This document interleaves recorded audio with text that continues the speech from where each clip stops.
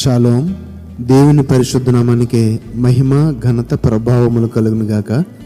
మన ప్రభువును రక్షకుడైన యేసుక్రీస్తు యెహోషువ మెస్సీ నామములో ఆత్మీయులైన దేవుని బిడ్డలైన మీ అందరికీ నా హృదయపూర్వక వందనాలు, ఉదయకాలపు శుభాలు తెలియజేస్తున్నాను. ప్రియమైన దేవుని బిడ్డలారా, అలా ఉన్నారని అందరూ బాగున్నారు కదా?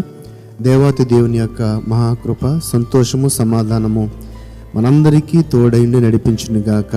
ఆమేన్. ప్రకటన గ్రంథము 1వ అధ్యాయం 18వ వచనాన్ని చదివి ధ్యానించుకుందాం. నేను మొదటి వాడను, కడపటి వాడను, జీవించువాడను, మృతుడనైతిని గాని ఇదిగో యుగ యుగములు సజీవుడై ఉన్నాను. మృతుడనైతిని గాని యుగ యుగములు సజీవుడై ఉన్నాను. ఈ మాటను బట్టి ఈ యొక్క మాట ఎవరు గూర్చి ఎవరు మాట్లాడుచున్నారో మనము చాలా సులభంగా గ్రహించవచ్చు.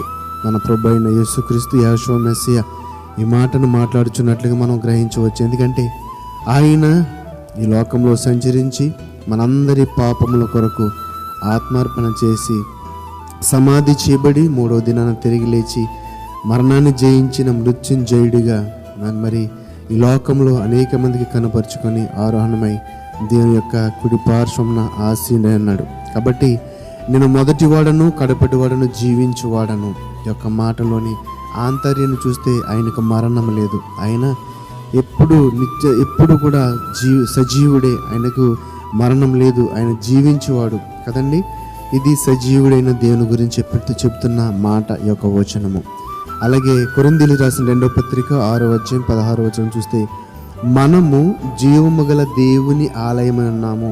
జీవము గల దేవుని ఆలయమై ఉన్నాము. అందుకు దేవుడు ఎలా సెలవిచ్చున్నాడు, నేను వారిలో నివసించి సంచరింతును, నేను వారి దేవుడినయుందును, వారు నా ప్రజలయందురు. మనము జీవము గల దేవుని యొక్క ఆలయం అంటండి కదండి. ఆలయంలో ఎవరు ఉంటారు? దేవుడు ఉంటాడు కదా.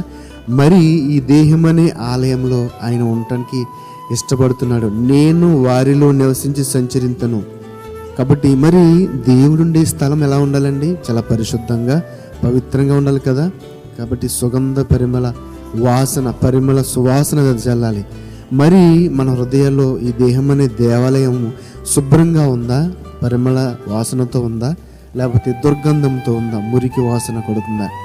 మరి దేవుని యొక్క వాక్యము మనలో నివాసం చేస్తే, వాక్యానుసారమైన జీవితాన్ని జీవిస్తూ ఉంటే, దేవునికి విధేయులుగా ఉంటే, దేవునికి ఇష్టమైన ఆలయముగా మనము ఉండగలుగుతాము. ఎందుకంటే ఆయన చెప్తుంది కదా, నేను మొదటి వాడను, కడపటి వాడను, జీవించువాడను.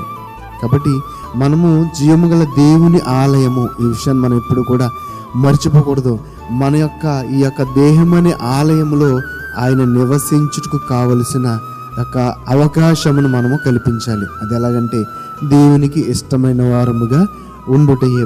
ఇర్మీయా గ్రంథంలో 10వ అధ్యాయం 10వ వచనంలో యెహోవాయే నిజమైన దేవుడు, ఆయనే జీవము గల దేవుడు, సదాకాలము ఆయనే రాజు, ఆయన ఉగ్రతకు భూమి కంపించును, జనములు ఆయన కోపమును సహించలేరు. ఈ వచనంలో దేవుని యొక్క మహాప్రభావమును గూర్చి, మహామహిమను గూర్చి, మహా ఉగ్రతను గూర్చి వ్రాయబడుతున్నమాట. అంటే దేవుని యొక్క గొప్పతనము, ఆయన ఎంత గొప్పవాడు, ఎంత బలమైన తండ్రి.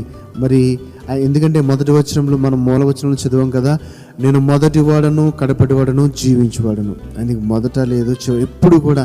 అంటే ఆయనకి పుట్టిన రోజులు లేకపోతే చనిపోయిన రోజులు మనము పెట్టలేము. ఆయన ఇప్పుడు నిత్య జీవము గలవాడు, నిత్యము జీవించేవాడైన.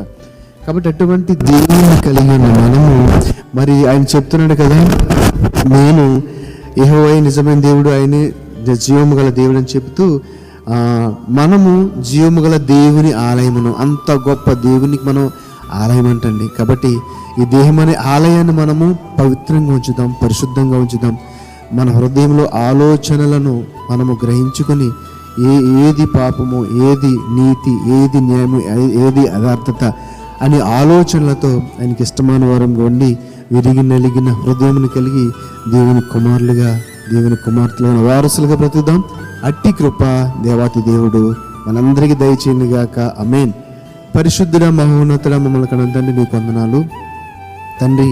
నేను మొదటి వాడను, కడపటి వాడను, జీవించువాడను అని చెబుతూ నైనా ఇగో మేము నీ యొక్క జీవము గల దేవుని ఆలయమై ఉన్నామని, ఆలయంలో నేను సంచరిస్తానని ఈరోజు మాతో మాట్లాడారు.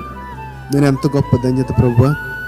నాయనా మీరు మా హృదయంలో నివసించడం కావలసిన ఆ యొక్క తండ్రి అవకాశమును, పవిత్రతను, పరిశుద్ధతను, నెమ్మదిని, సమాధానమును మేమందరము కలిగి నీకు విధేయులుగా జీవిస్తూ నీ వాక్యానుసారముగా బ్రతుకుతూ నీ వారసులముగా నీ బిడ్డలుగా బ్రతుకు కృపను దయచేయమని విన్న వాక్యం ద్వారా నీ బిడ్డలందరినీ దీవించి ఆశీర్వదించమని నజరేయుడైన యేషువా మెస్సీ నామములో ప్రార్థన అడిగి వేడుకొనుచున్నాము తండ్రి. ఆమేన్. ఆమేన్. షలోమ్. అందరికీ వందనాలు.